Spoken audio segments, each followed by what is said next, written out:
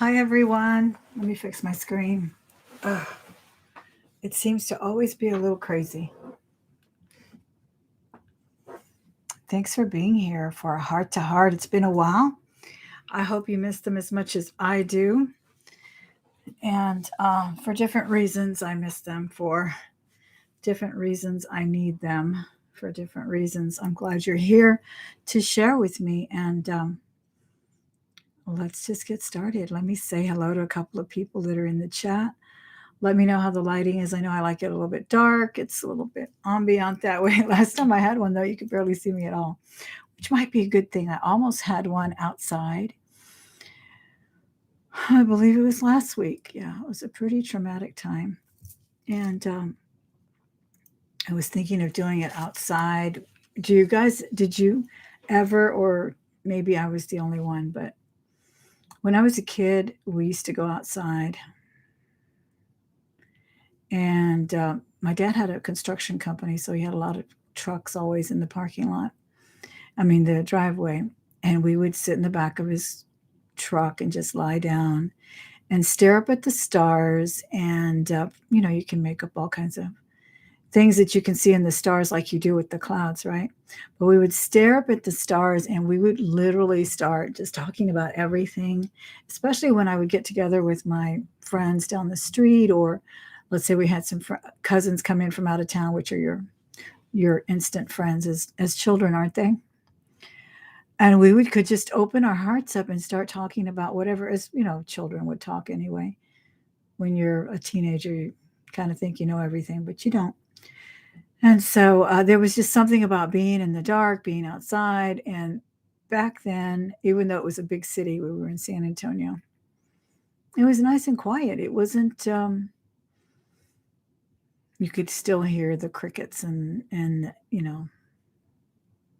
little noises that critters make, and just kind of makes you open up and be relaxed. And so I almost did that last week because I had some very traumatic things happen in my life.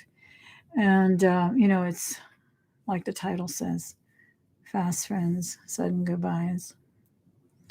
I know I'll bring up the tragedy first. Might as well get that out in the open, and feel free to comment, and I'll look at your comments in a little bit. Thank you so much, everyone who's here, actually. But I know you've heard me talk many times about a coworker of mine, and a real gentleman, a very smart man, very interesting man, so funny. Those people that you wish you had that. You wish you had that gift that they have to just turn everything into a joke, a fun line, a quip. And that was him. That was him. And very, very nice fella. He's the one that gave me his mother's jewelry a few years ago because he never had a family. He only had sisters and nephews and nieces, and never had his own family, was never married. And as he said, I just don't know anybody to give it to. And, we talked about what I do for a living, for a side hustle of selling jewelry, reselling on eBay, and so forth. So he gave me all that beautiful jewelry and amazing things that I sold, and some I kept, some things I still have. But it was just because he was just a nice guy. And, he's like, why would I keep this jewelry here? I don't have anybody to give it to. And so forth. And that wasn't the only thing he ever gave me. And it's not just about giving me things, but that's just the generous man that he was. He would give anything. He had books. He and I both love books, love history. So we were always like, oh, I'll give you this book if you give me that book. Did you forget to give me this book?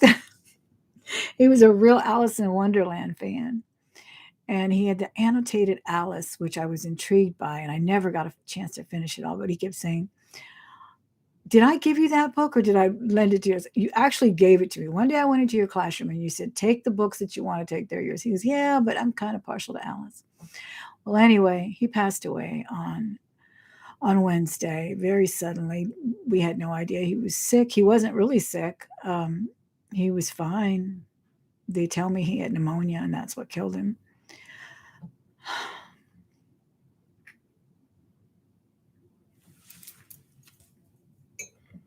So that's really hard. Let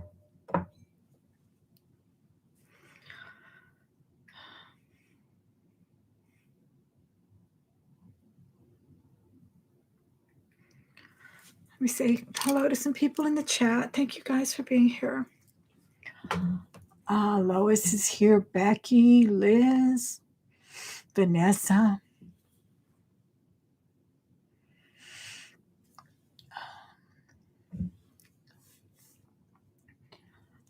My tears are clouding my eyes right now. I can't see everybody.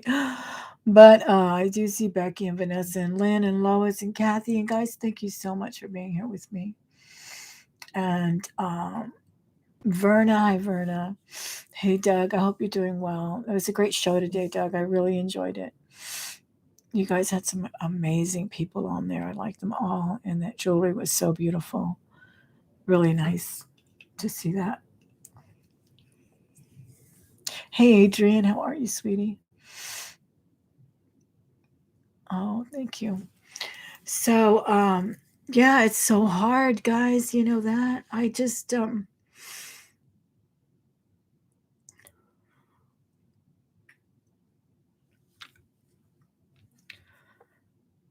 got a super beautiful card from Liz today. Is this not the cutest thing you've ever seen? Of course, she filled the box with beautiful jewelry that I purchased, and some I'm sure were gifts, and candy, which I ate too much of. But it says on the insides, it says, a girl has to accessorize. Something like that. A girl's got to accessorize Halloween. Is that the cutest thing you've ever seen? So that really cheered me up. I love that. I love cards. I love just thoughts. And Liz is very thoughtful, very, very sweet. And but anyway, it's just so hard because you get used to seeing people at work. They're kind of it's hard to trust people at work. I don't know if anybody else is out there in a field like teaching, but it can be a pretty it's arduous work. It's hard work, but it's rewarding, but it's also, I don't even know how to describe it. And I was only teaching as long as he was. That was the one thing we had in common, is that we were both had only been teaching for 8 years, though we're in our 60s. It was the second career for both of us, so we had that little commonality. Completely different culture. He was Jewish and just so funny. The guy was just so funny and so sweet, and not sweet like in a, it's just sweet for just being there. It's the kind of people that you just know they're there. They're there for whatever you need. They don't have to tell you, I love you, or, have a good day, or anything. No platitudes, as they say, nothing like that. It's just the kind of people that in their heart, they care about people, they care about their kids. That's what we're going to miss too. He cared about those kids so much so that he felt guilty during the pandemic, shut down. He didn't know what to do. He felt like he should be doing more. I mean, and maybe it's because he never had his own children, and he just felt really responsible for teaching these children all that he could teach them as a co-teacher, as a SPED teacher, as I am. And we were both resource co-teachers last year. So we did handle, the kids that are just having a little trouble getting on board with all of the grade level things and things like that. So that's what I'm saying. It's so hard to lose someone that, we didn't have lunch together every day. We did occasionally have lunch in our rooms when we wanted to banter about this and the other, but we certainly didn't have, holidays together or happy hours or anything like that. That's not the kind of, and in a way, that's kind of a superficial friendship now that I think about it, because I've had those kinds of friendships too. But it was just more like a mutual respect for each other, a commonality of some things that you're passionate about, some things that you're angry about. We had the same ones. So, I'm going to miss that guy so, so much. It just came out of nowhere, so many of our colleagues have gotten COVID and have survived, and we haven't had thank goodness, any tragic losses through COVID, but then you're seeing other things like this. And, when it's just all of a sudden he sees you on Friday. I see him on Friday, and he's the kind of guy that never missed, never came late, never, he lived 5 minutes away, never missed, never came late, never left early. And that Friday, he said, I think I'm going to get out of here a little bit early. And he had already been we had already been back and forth kind of with, um, things that he was kind of upset about with the administration, and feeling a little bit derelict. He was feeling a little bit derelict, like he always had better ideas on how to teach math, right? And he was such a brilliant math teacher. He even taught me math because, you're faced with this eighth grade algebra after so many years of not looking at it. And he would just go in there and say, look, this is the way you're going to teach it. This is the way I used to teach it. And he would teach it to the kids, and their eyes would just light up with, I got it. I actually got it. That's a gift. That's an absolute gift. And then he just said, I'm leaving a little early today. And and he never does. So, and then, from one day to the next, he's not there on Monday. I needed him on Monday because I was having an important meeting, and I wanted him to come in and replace a teacher for like 5 minutes so she could come in and talk to us, a general ed teacher, in the meeting. And found it so funny that he didn't answer back. And then that's when the office told us that he was ill. And then I had to ask around, and I felt weird asking around, like people might think it's none of your business. But, this is a friend of mine. And it's so funny because once we found out he had died on Wednesday, the principal, one of the deans came up to me and patted me on the back. She said, I know you're hurting. And other people did. Thank you. Oh, I'm so sorry. It's very different to lose a friend. And I remember, hearing people say things like, well, I lost my parent or this and the other. But when I lost this one, it was like you see them more, you have this relationship, and the loss is so profound. The absence is so profound. It's really hard. Thank you. Thank you very much. And it's crazy because that night when I came home on Wednesday from a wonderful, productive day, because as I told you guys, I'm in an SLL classroom right now, Skills for Living and Life and Learning. And so basically it's for the very severe children with quite a few cognitive disabilities. So I've worked with children with behavioral issues, with all kinds of cognitive issues and so forth, but I've never actually run the entire classroom. So I requested months ago when I walked in there to please let me shadow a teacher who'd been at it for a while. So they sent me to this high school where this young man about my son's age had been running that classroom for 7 years. And he was amazing, and he was wonderful and so awesome. And he showed me things on the computer to do to streamline my day, to not fret over teaching, 3 different subjects in history, to just all blanket it under social studies. And you still, will present the curriculum. You will still teach the children what they can learn, and not what the state thinks that they should know. And, he kind of really opened my eyes to a marred world that I had. And I was getting so dizzy about it, and was feeling very derelict. And my friend Carrie even pointed it out, that I was feeling very insecure about the job. So it was a great productive Wednesday. And then to come home to that, it was just incredible. But yeah, so I'm really, really hurting for losing my friend.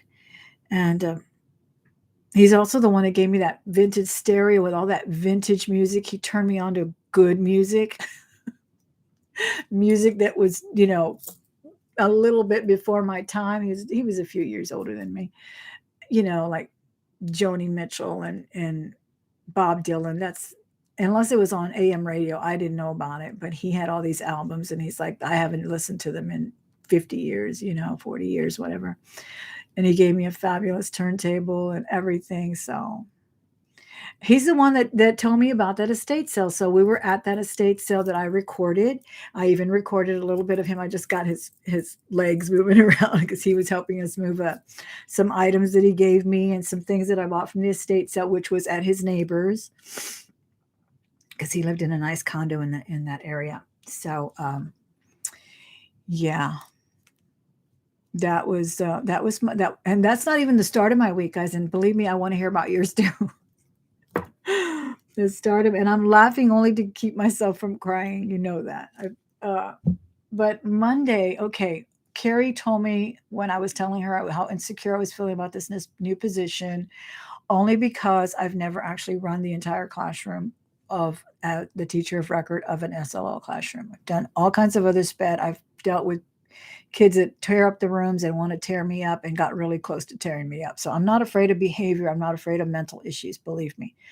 But I'd never done this one. So I come in on Monday and my para is gone. I had two paras, two paraprofessionals. One is a young man about my son's age again. He was my tech wizard. They had actually hired him because he was a tech wizard, and they wanted him to help me streamline some of the paperwork. Because again, it's the paperwork that drives teachers away from these classrooms, not just my classroom, but especially my classroom. So I come in and I had left on Friday and said, please twist the desks a little bit because they just gave me another smart board because, they can't afford to give me ink and paper to make prints, but they give me 2 or 3 different giant screens and high-tech computers that I barely have. You can only watch so many videos. No, I'm grateful. I'm grateful. I was starting to learn how to use all those high-tech gadgets, and they're fun. But so I had one on each side of the room, and I had the kids facing in one way, so they'd have to turn around. So I asked my parents, please, when we get back on Monday, let's start moving the desk, just basically twisting them. So my other parent texted me. She said, Mr. So-and-so just left the job. He said he's not going to let us back out for any job, and he's done. And he left his badge and his computer, and he walked out the door. So, wow, that was my Monday, right? And they rarely send us subs, so we probably will not get a sub. And when we do get subs, we've gotten some that to bring their personal computer, turn it on, put headphones, and think that they're just going to sit there in the classroom and not interact with our kids. No, not going to happen. But anyway, so I lost a para Monday. Just walked out, didn't say a word to me, didn't say a word to the principal. And this gentleman, this man, is studying to be a teacher. I don't know how he's going to do it. I don't know where. I don't. He broke a contract there. It's incredible. I'm sorry, Jules. It's awful. Yeah, and I lost my cousin last month. And like I said, I pine for her. I miss her, but I haven't seen her in years. I communicated with her on Facebook. Of course, I still mourn her death, but it's such a not funny, but unique loss when it's a coworker that you've actually trusted, because it's hard to trust coworkers. It's hard to and sometimes you can become fast friends. Like I said in the title, sometimes you can become fast friends with people here on YouTube, for example, or anywhere, but it takes something. It takes a mirroring, so to speak, of personalities. And though we were opposites in many ways, we were kin in a way too. So I lost the para, so I'm one para short in a very high maintenance classroom, only because, the kids have to be taken here, they have to be taken there. I have a few behavior issues, not anything super major. I have one kid that likes to stand up on the desk every 5 minutes. That's about it. And I have another one who gets very frustrated and just grabs his backpack and threatens to leave. And he's 14 and bigger than me. Not all subs are bad. I subbed for years. No, I'm not talking about subs. No, yeah, well, one sub. Most subs are pretty good, really. And we've actually gotten sent to me teachers, certified teachers subbing as paraprofessionals, because that's how big the shortage is. It's an incredible shortage that my subs are coming in for the teachers upstairs that are absent. Then they send them to my room so that I can have my planning time just while my kids go to PE or art or wherever they need to go. We're actually pulling them out. P-O-O-L, pulling them in different directions and literally pulling them as well, because they can sub for 2 hours here and then over here and there. And no, I don't want you to think that I think that about subs. As a matter of fact, my son says to me still one of his best teachers was a sub teacher, and she was better than his real teacher. He would always tell me that. I'm so excited because so and so is going to be the sub today. And he was in high school, but he was a learn. He was an achiever, so he didn't like to waste his time. And he always told me my favorite teacher is the sub that comes in, Mrs. So and so. So no, not all subs are bad after all, at all.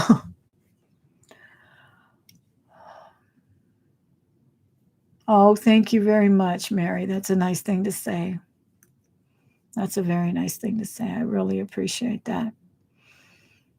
And I used to remind him of that, how much of an asset he was to everyone, to me and to the kids. And because he would always say, I feel like I'm not doing enough for these kids.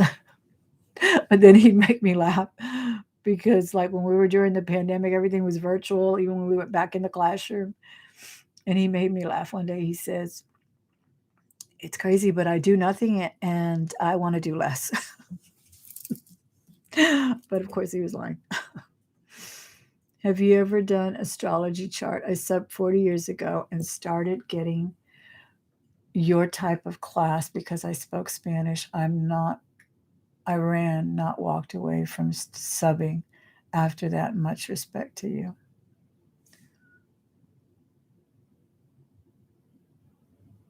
You ran away from that class? You didn't like that class, the SLL classroom?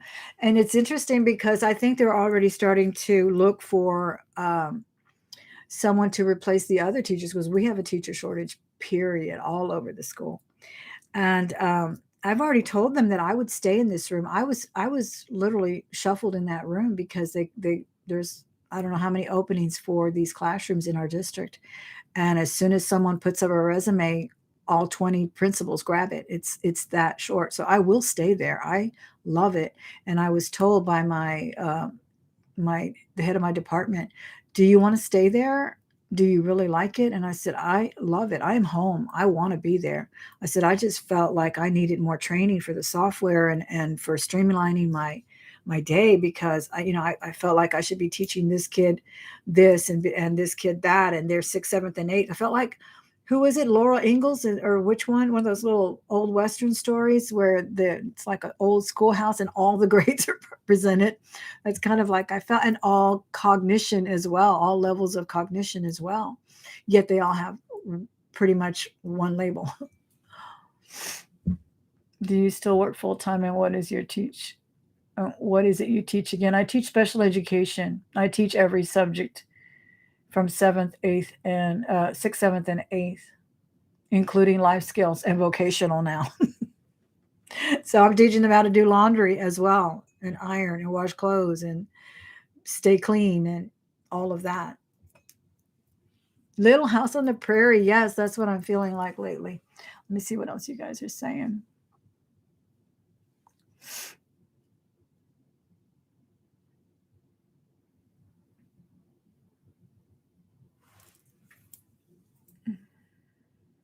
We've had some pretty good subs, but they don't send them to me. They really don't. If they need them in the math department upstairs, or they're the ones that are going to get covered. They're going to make me cope.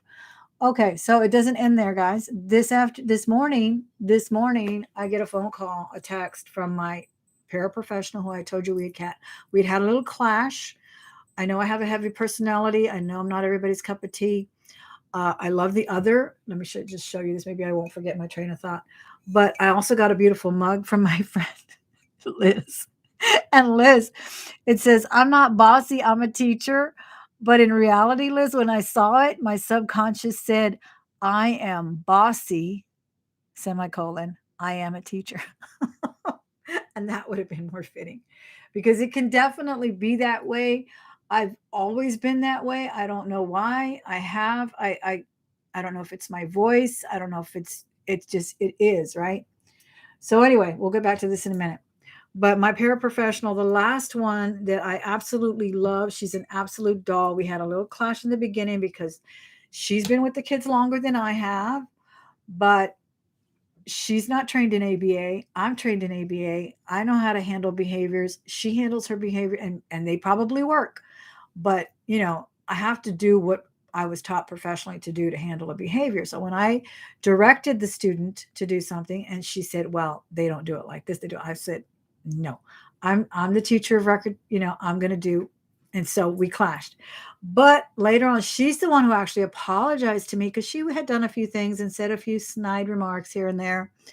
And about a month into our job, she came up to me and she said, I think it's time for me to apologize. I read you wrong. I feel like I didn't give you a chance, and I think you're doing a great job, and I think we can do it together, and so forth. And I felt the same way, and I told her the same thing. I apologized too if I was brash and whatnot. And we're a great team. But she called me this morning that she's got pneumonia, and she will likely be out the rest of the week. And of course she will. I had pneumonia 10 years ago. Oh, that's another thing.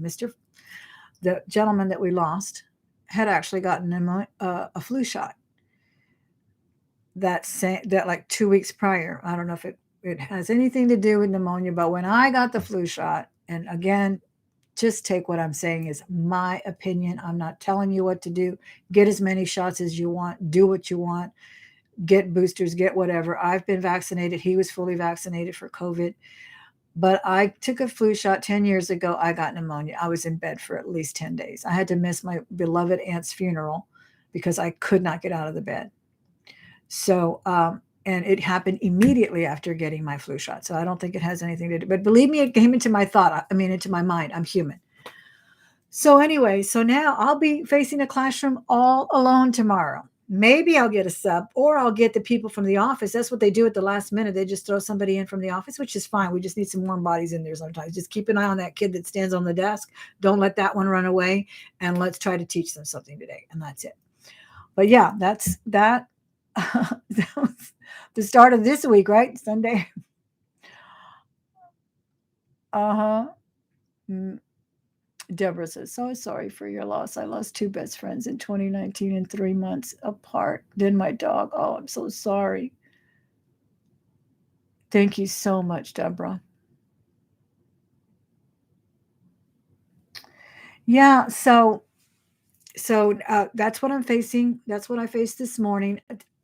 I think Liz was talking about watching scary movies, and she loves them, and my kids do too, but I don't watch them. But I'm like, believe me, with this week from absolute hell, not to mention what's going on with the house. Okay, remember that I'm just ranting, guys. Thank you for listening. Don't forget to give it a thumbs up, though, if you like to listen to rants and man, we're just here. We're just here chatting. Yeah, remember I told you the water heater had a small leak. I decided to get it fixed, or not to get it fixed, to buy one. I had that one for years, many years before I moved into the house. This house was built in the 80s. So $3,000 later, I pay for installation from a big department, Home Depot. They contract with another big plumbing. They come in, they actually break, or they tell me they found something broken. They fixed it out of the goodness of their heart. A month later, we're disputing, and they are now assuming liability for everything that they did to cause more leaks. Because 2 days after the new water heater was installed, there was a live leak, and it was during the holiday. It was during September 11th and another holiday that fell around that time. So they couldn't even come out to fix it. They came out to fix it. They fixed it wrong. They fixed it right, but with the wrong piping. So they took another day to fix that. So long story short, I have no floors in my living room, my entryway, and my office, which is my eBay room. And I have no ceiling upstairs. They tore out the ceiling. They could have just patched a thing that they cut out of the ceiling, but they tore out the ceiling. There's three different insurances, and they're contractors, and they're telling each other this, and then they're telling me this, and then they're telling me that my husband said to do this, and my husband would not say anything about what they need to do first or last or what. They finally apologized for putting words in our mouths.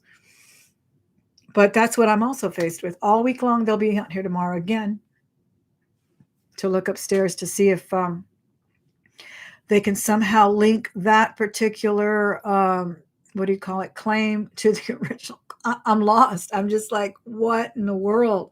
All I wanted was a new water heater.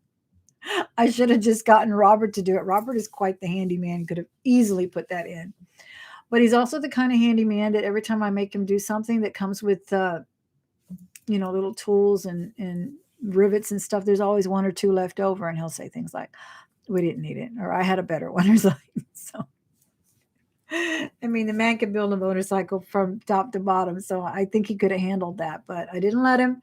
And I truly regret it because I did not. I know I'm going to be shocked when it comes down to what I have to pay out of pocket, I'm sure. Oh my gosh. It gave you a heart attack. Oh my gosh. My son moved out when they repiped their home, and their home is 100 years old. And they had moved out for, I think, 3 weeks or so.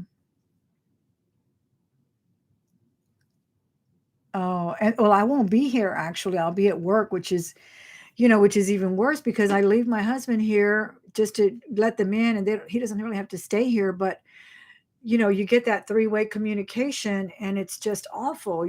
They put words in your mouth. They say this and that, and I'm like, wait a minute. I finally, spewed off a letter, and my son, who's an attorney, helped me word it a little bit. I didn't hire him, of course, but I said, what do I do? Why are you? Who do I talk to? And he said, tell them this, and then wait. And I did, and then they all responded. But it's still to the point where you have to come to realize that none of them are on your side. None of them could care. They could all care less who was right, who was wrong. Nobody wants to pay. But then in the end, they are going to have to pay something. Yeah. Oh, it's awful. Yeah, he does. He needs to supervise, but I told him also not to say a word because they're that unscrupulous that they will say, well, your husband said that we should start with the ceiling first. Oh, really? So since when is my husband the foreman on your job? That's just something they made up. And then they had to apologize in a letter. And of course, I forwarded the letter to my insurance agent who said that they had said this. It's incredible. It's really awful. And everything should be recorded. I advise anybody of that. I'm so glad I took pictures. I'm so glad I took video of the leaks and everything that was happening. And now copying, CCing everybody on everybody else's conversation. Exactly. That's all it is. But anyway, back to bossy. Yeah, I can be bossy. And I can be bossy in my tone, not so much in my. I always feel like I'm coming from the heart when I'm doing something to help people. I remember to help people with things that they ask me to help them with. I don't usually volunteer information or help. But if somebody asks me, let's say here on jewelry, if you ask me my opinion on something and I give it to you, and then you disparage it, not face to face, but publicly, and you say things like, well, you promised to send me this photo, and you say it in public on your video, or you say, no, I think it really is this or that, and then you still represent it as what I told you it wasn't.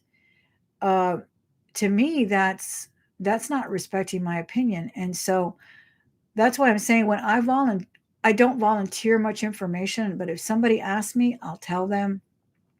And if you disagree with me, but don't do it in public. Don't don't disparage my words as if I'm trying to negate you, because I didn't say in person what it was. I didn't say it in a live video. I told you, and if I did, I said, don't take it personal, but in my opinion, it's not this. Because some people do take things like that personal. Some people do feel like, oh, if I don't know if this is real coral and I'm saying it's real coral, I must be really ignorant. And I don't feel that way. I don't know how many times I've been in an auction where I've sold things that I didn't know what they were. And I am not afraid to say I didn't know what they were. I don't see the point in that. And I've never retracted anything that I've put up. If I put this up and it happens to be a Miriam Haskell and someone in the chat says that's a Miriam Haskell, I'm not going to say, oh, let me look it up. No, let's go for it. This is my market right now. I didn't know it was a Miriam Haskell, or I didn't recognize that signature, or I didn't know it was a Juliana because it's unsigned. I'm not going to pretend that I do. That's just so ignorant for people to do that. So if I'm bossy, It's because you asked my opinion. It's because of my tone. I cannot change my tone. I cannot change my voice. My mother has been pleading my case since I was in second grade. My teachers didn't like the way I answered questions. But that's just the way I am. That's the way I clashed with my para, I'm sure. And I apologized to her, and I've apologized to people that I may have rubbed the wrong way. And then they go around and still talk about it, still bring it up, send their minions to troll my videos. And if you and I have a rapport and we've established that rapport, don't expect someone in the chat to understand our rapport, because if you do, you're going to step in it. They're going to step in it, and we're done. And because you can't have this rapport with me and maybe come out in another chat or another video or live video and say, oh yes, her and I are very close, we're real good friends, we're like this, but she has a big mouth. And then in the next breath say, oh, I'm joking, I love you, I'm just joking. No, I don't know. They don't know what you're joking about. They don't know what you're talking about. So yeah, I take umbrage to that. But your jokes are only a joke if I'm laughing. If I'm not laughing, then you're laughing at me. And so things like that get get in my way sometimes. I love helping people. I have to step back sometimes and not try to appear so bossy. Again, the voice sometimes gets the best of me. Maybe I've always been that way. I know I have. I remember I used to tutor my nephews and nieces too in certain things, and my mother would come in because I'd be at their house or whatever, and she said, "Do you have to talk to the?" I'm not talking any certain way. I'm just repeating something, but someone else came in blindly, right? And they're hearing me talk to someone that I'm tutoring, and they're taking umbrage to, they're taking offense to, because they're not part of that conversation. And then I realized, well, yeah, maybe I could have said it differently, but I can't be all things to all people. I can't tickle your ears and then try to teach you something, and then yes, in one breath you understand, but in the next breath you make a video disparaging me. It can't work that way. It can't work that way. We can't have a rapport where we joke around with each other, and then you try to do that joke when I'm not there, or then if I'm saying something that you asked me about, you disparage it, and then everyone else goes on board. Oh yeah, I know who you're talking about. Yeah, we love, they love to curate gossip, and they love to know, even though they don't know, they all know it's a secret that everyone knows who you're talking about, because you keep bringing it up and you keep talking about it, when in reality this never had to happen if you hadn't brought what we talk about to the public, especially when you bring it out after you ask my opinion of something. And it is, after all, my opinion.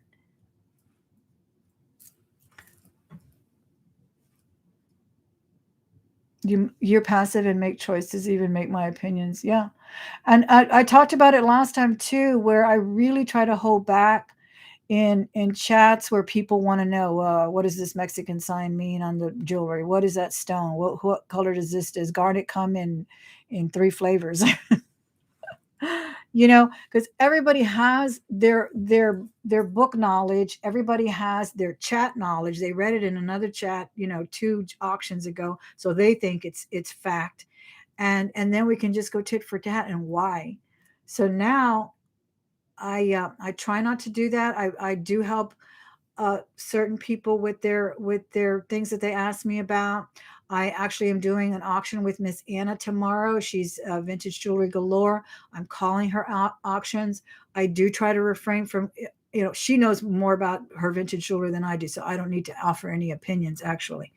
But I also try not to appear like I'm trying to orchestrate it, because I'm not. I just want to help her run the auction as best that I can, because I saw in her some amazing knowledge and some amazing potential to grow a wonderful channel for all of us to enjoy and to buy from, if that's what we want to do. Or to just, like, I didn't go to her channel to buy from her. I went to her channel because she caught my eye with the knowledge that she had of vintage jewelry. I am not I am not a student of vintage jewelry, but I want to be. I want to learn. That's why I watch Dawn. That's why I watch Adrian and other people, everyone. But I don't want to appear like I'm orchestrating her channel or anything like that. And I've had to, think about that and make sure that I don't do that. Same thing with Makeup Zombie and some of her things that she shows, or when she's asked me my opinion, I tell her what I think, but I don't tell her, very much in public unless it's absolute public knowledge that we all know it, it looks like a jasper or whatnot, because I don't want to negate her business. I don't want to be taken to task about it, where someone will say, well, she told me it was this, but I really think it's this, but even though she said this, and then they twisted my words too. Those weren't even my words. I didn't say it didn't look like mine. I said I had one, and in my opinion, that was not the kind of stone you were asking about. And I also said, you should know by style alone if a rare gem or a rare piece of turquoise is on a piece of crap ring, that alone should have told you it's not that stone. Why would they waste this precious stone on a crap ring? I mean, there's other things that there's design element that you look for in a piece of jewelry, not just the stone alone. And yeah, that was brash, that was harsh, but it was not in public, it was you and I together when we spoke. So, that's why I'm bringing it up now, that I don't want to cross those lines again. I don't want to cross the lines of a fast friendship, which can be a real friendship, and a friendship like I had in my office that I truly am hurting for. And I'm not saying we don't all need each other. We do, and I love my YouTube family, and I don't want to. I hesitate to even call it a YouTube family or a YouTube community. My friends here on YouTube, I feel like they are my friends, and I feel like I do have friends, but I don't want to call it a community, because to me that reeks of exclusiveness, of kind of cliquish, and I just don't like that term, because I feel that everyone has something to offer. Everyone has people that they really enjoy, have people that they don't enjoy, and we don't all have to get along. We don't all have to like the same people, but I think we should kind of, respect each other and not put each other down in public. There was, of course, some hate today in another chat that I was in. Absolutely unnecessary. If you don't like someone for some reason, why come and say it in a public place? Why? What are you gaining from it? How did that make you feel better to say that out loud? I just don't understand it. I've been the victim of it. Other people have been the victim of it for no reason at all. Thank you, Bonnie.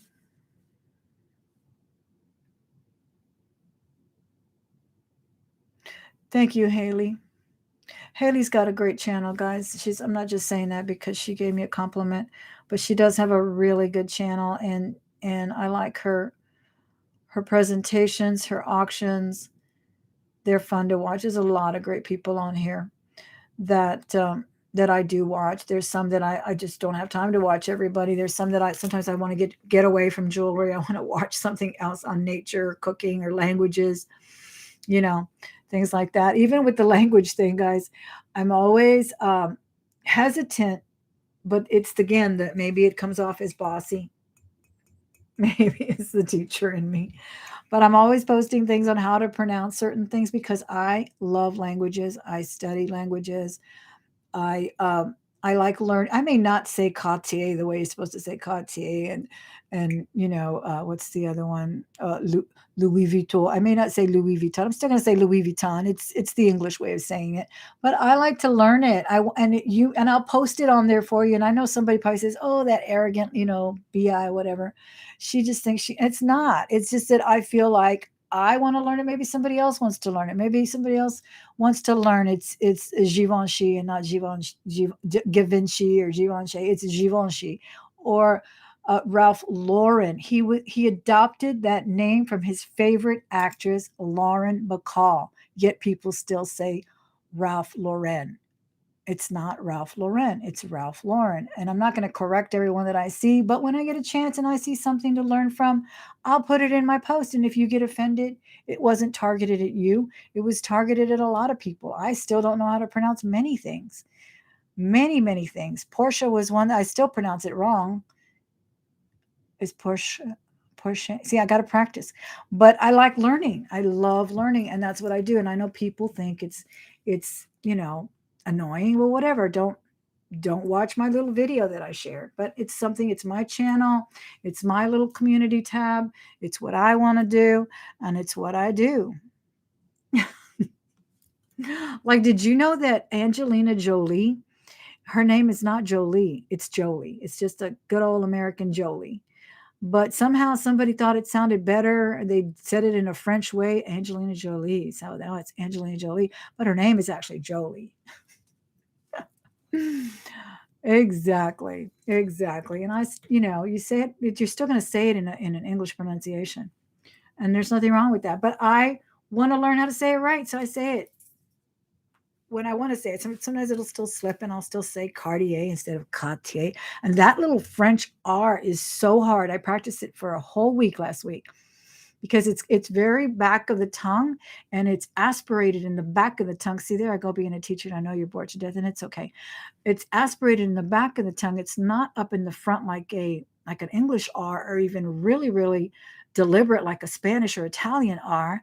And it's even got a little bit of not like you're clearing your throat, but so it's hard to say, and it takes practice. And I love learning that. And it's not just because it's a fancy designer. I also love Japanese. I love the way they don't syllableize their language. It's not in syllables. It's just like, Tokyo. So I love it. And that's what I like to do. And people will take offense, I'm sure. And that's okay. Thank you, Lois. I love learning from my friend. I even called him by his first name accidentally last week. I was like, why am I calling you by your first name? And it was because I have a student named that as well. And we all laughed about it. And he says, you better not, your husband. If your husband ever hears you, he's going to, but he was joking, saying something like, your husband's going to call me, why are you on first name basis with my wife? I spent all of last week reading his emails. His emails were hilarious. All his business emails made me chuckle. And that's what I did last week. I miss him so. Oh my goodness. Oh, they sure do. They sure do, Anna, but I don't. I used to say Italy. I used to say Italy instead of Italy for the longest time until my kids were making fun of me. What did you say? All right, it's Italy, but it's just whatever. So it's not because I think I know more than you, or because I think I'm better than you, or whatever. It's not. It's my fascination. I'm fascinated with languages.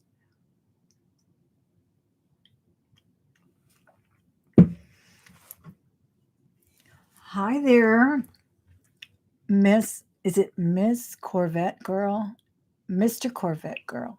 Is it Mr. Corvette Girl? Sometimes I look at these names and I haven't even said them right all these days.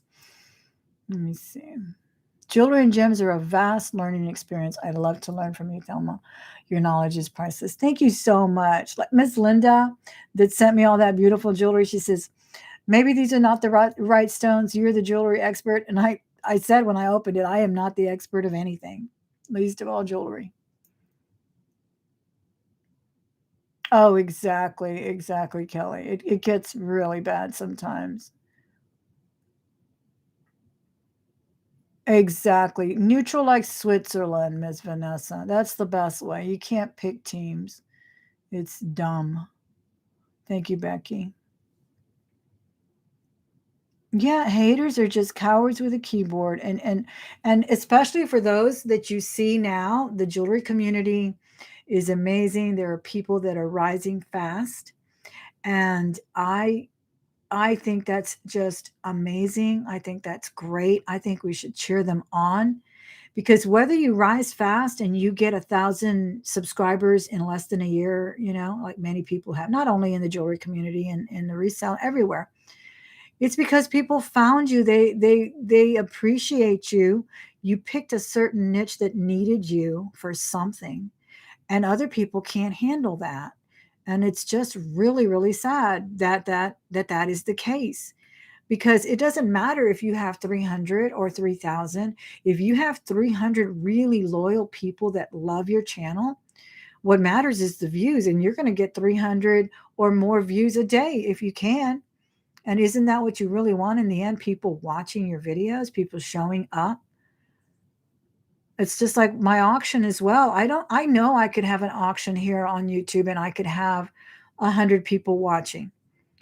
But how many people would actually want to buy? How many people would come back and buy again? How many people would come in and say hateful things about me or other people in the chat?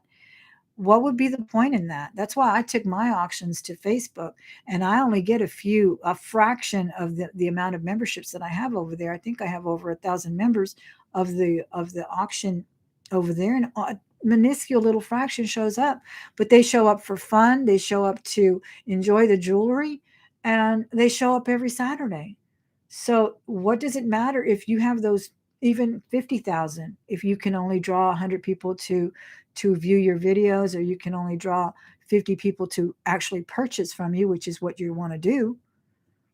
So don't lose heart if you're climbing up slower than let's say Mary Jones over here or Amanda Smith over there. They're already at 1,000 and you're going at 300. It doesn't matter, because the people that are there because they want to see you. Even if they can see the same thing over there, they can see the same Goodwill box, they can see the same handbags or the same thrift with me, but they want to see you do it. You're special. You're going to bring something nobody else brings.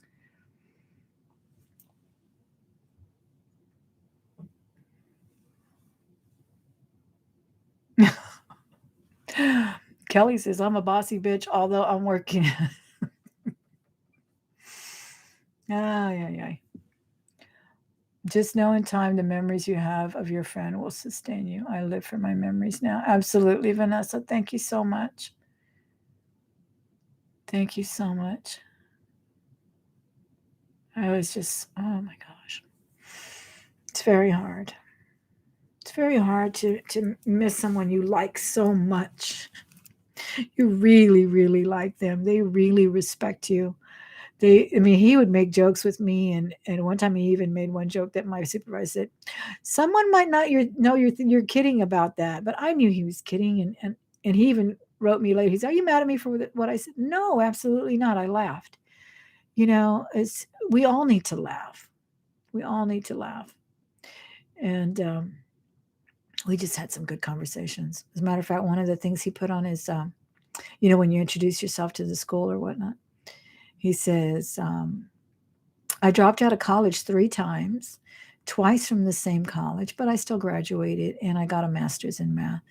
But he told me, hey, I don't know why. He would tell me his little stories from college. And he said, my first year in college, I just sat up in my dorm and didn't leave. I was just so depressed.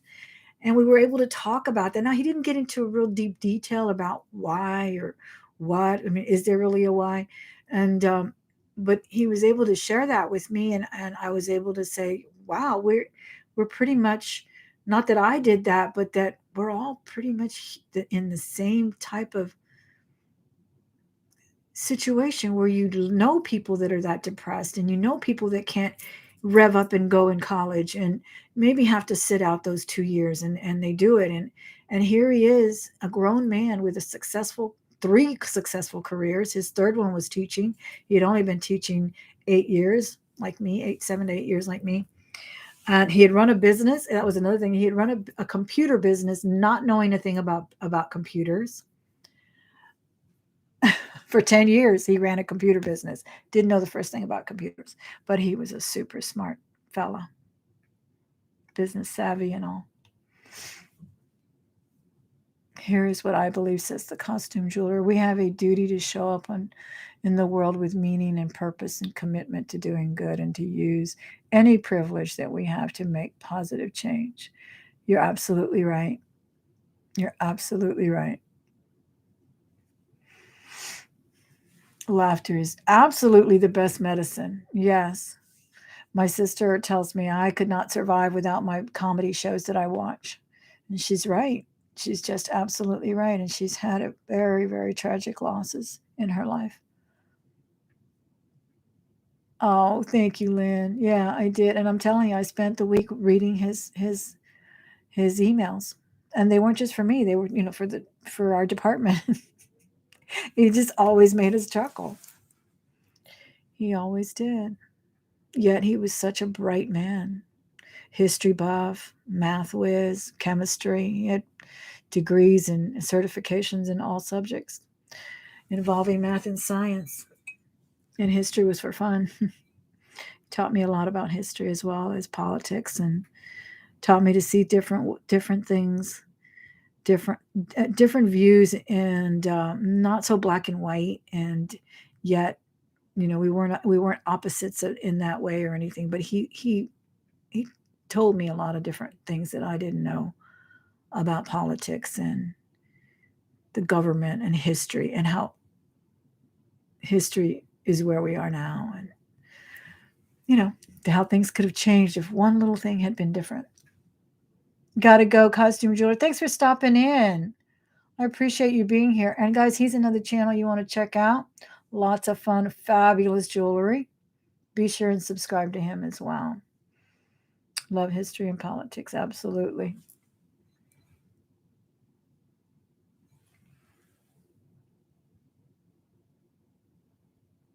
Yeah, so many wonderful new channels, guys. I know Vanessa was on a panel today, and they were highlighting my jewelry addiction as well. She's got a wonderful channel, and it was just fun to watch everyone unboxing those wonderful pieces of jewelry, and what people find interesting, and what people like in jewelry and so forth, and where they buy it.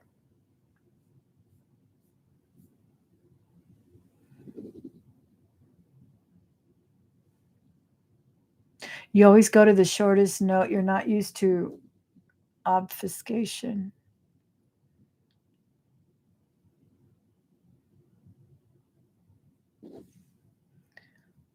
So, yeah, that was pretty much what I wanted to touch on, guys. The big differential, the big differential between who we call a friend, who tells you I love you every 5 seconds, who shows you they respect you, who shows you they respect your opinion, and though it may be not what they want to hear, they can still respect it. And who's a genuine friend, and not because they compliment you endlessly, or because they send you friend mail or beautiful notes like this. This is just so touching to me. Did you see it, Vanessa? She's got to accessorize. Look at that. Liz sent me that I just want to frame it. It's so cute. I once got another really pretty Halloween witch, and she was knitting, and my neighbor sent it to me because I taught her how to knit, and she sent it to me about, I don't know, 10, 15 years ago. I left it on all year long. This is a cute little witch knitting. And she said, this reminded me of you. And I love things like that. Yeah, I taught her how to knit, and it saved her from yelling at her kids. It calms you down. Food, look on that, Bonnie. We can't control it. I'm trying to control my jewelry addiction. Yes, that's our Liz. She is absolutely amazing. She really is. But this card is just so precious. My granddaughter went as a witch this year. I think they had some kind of a birthday party a couple of days ago over in Chicago for a friend. I don't know I think it was a kiddie party, yeah. And they all went in costume, and she made the cutest witch. It really is a beautiful card. And Liz loves her Halloween, so she always sends goodies.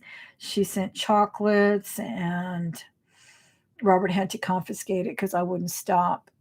And he said, I'm going to take it to the shop so the guys can eat it. Neither you and I need to eat it all. I already had 3. Hey, Cindy, how are you, sweetie? I hope you're doing well. You guys may or may not know Miss Cindy at Cindy Loves Jewelry, but she does love jewelry. She's got great jewelry and auctions on Mondays. So please check her out as well if you haven't. She's got a very, very loyal following in her channel, and she's there every Monday. So check her out. And she's a wealth of knowledge too. She knows her vintage jewelry. I'm glad to hear it, Cindy. You take care of yourself.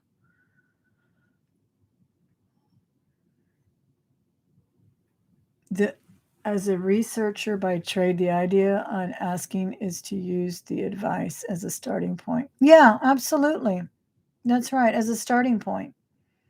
Yeah, I mean, I was asked recently about something else, and I said, well, to me, it looks like this, but the purist among us will say this. So just keep researching because I would rather always err on the side of caution when it comes to jewelry than just blatantly state it tests as this or it is this.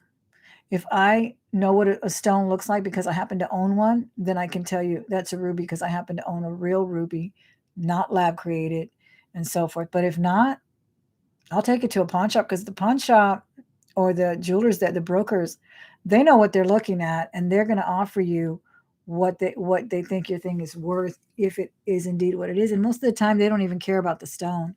They care more about the gold. But they will tell you, many of them will run it through a lab and say it's man-made and whatnot.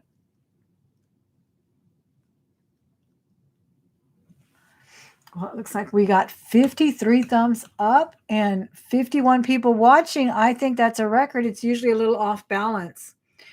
So thank you so much, guys, for coming in. We did spend an hour together. Hi, Joni. Just jumping on, but feel I missed something. I will watch it on the replay.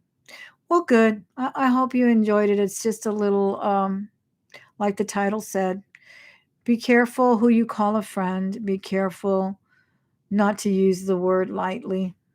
There are real friends in this chat today. I can guarantee you that. There are real friends in here.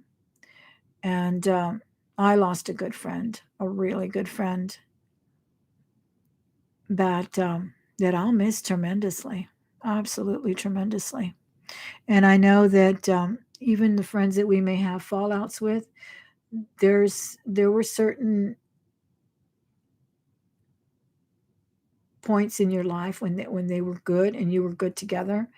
But when things get taken out of context and things get taken out of a chat, which is so cold and so dry and misunderstood, right now being misunderstood all over YouTube and anywhere else, you can't come in and analyze a chat or a little snippet of a video and say, well, this is what happened, or take somebody else's word without hearing the other side of the story. And even when you hear the both sides of the story, don't take sides. Don't take sides. It's not worth it. It's ridiculous to do so. When that other person that they're talking about and you hear something about that person or this person, when they have done something to you or they have proven themselves to you to be that way, then you know. Then you know that you're right in your opinion and you can frame a better picture of it. But to just believe because someone else told you this or the other, don't do it. Don't do it to yourself. It's not worth it. And don't go and say so and so said this about you, because what are you gaining from that?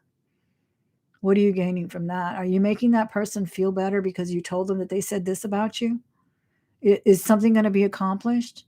No. Maybe stand up for that person, maybe defend them in some way, but don't take everything that somebody else says about somebody else as gospel and creed, because there is only one gospel and only one creed.